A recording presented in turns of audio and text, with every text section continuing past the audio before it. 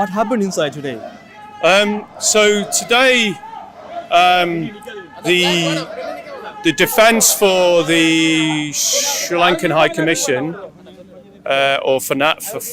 for Brigadier Fernando, argued that his act was part of his diplomatic functions, and therefore the prosecution which your colleagues have brought and people who know the prosecutors brought was unfounded.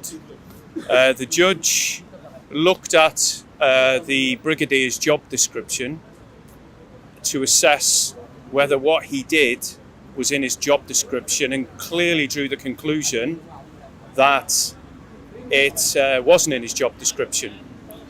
So at this stage, the court has decided that, as far as it is concerned, the Brigadier, in his actions which he took in February last year on the steps of the Sri Lankan High Commission, which was to do the cutthroat act, is not protected by diplomatic immunity. So that's the first stage. The court has been adjourned until the 15th of March, and on the 15th of March, the court wants to look at an application that's been made by the defence, which is under section 142, which is basically, the defence is saying that there's been either an abusive process because the Foreign and Commonwealth Office, along with the Sri Lankan government, should have effectively agreed that this case should not have been brought. But we've already heard in the previous hearing that the Foreign and Commonwealth Office are taking a very neutral view of this. And so we say that it's not appropriate that there's been an abusive process, because the defence is also saying that service hasn't been exercised properly. By service, it means that we have not provided the Brigadier with an opportunity to come to court.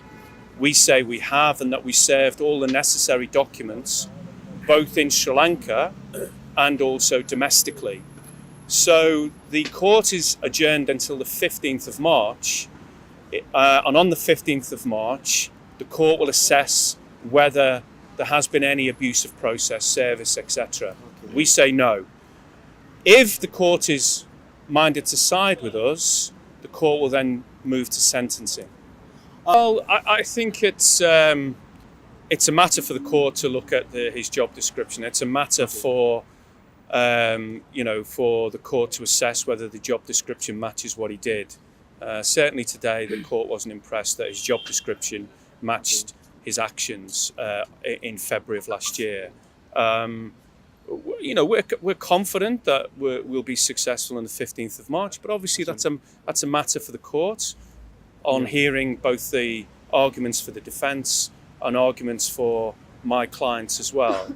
We're confident we'll move to sentencing, but we can't be absolutely certain at this stage. One thing is certain is the court at this stage does not think that the actions that Brigadier Fernando took allow him diplomatic immunity at this stage. Whether the second stage of abusive processes is found to have happened, we'll have to wait and see. But obviously that's a matter for the court. We say there's no abusive process, the defence say there has. We say we served the documents appropriately, timely, lawfully. The defence say we haven't. So hopefully we were successful. But what I would appeal to all of you to do is hopefully come back on the 15th of March, show support for my clients, obviously show support for for due process to take place, and show support for human rights, which, as far as we're concerned, don't just apply, in the UK, but apply internationally as well. Thank you very much, Paul. Thank you. So Thanks. we can see in coming 15. Yeah, thank you. Thank you. Thank you.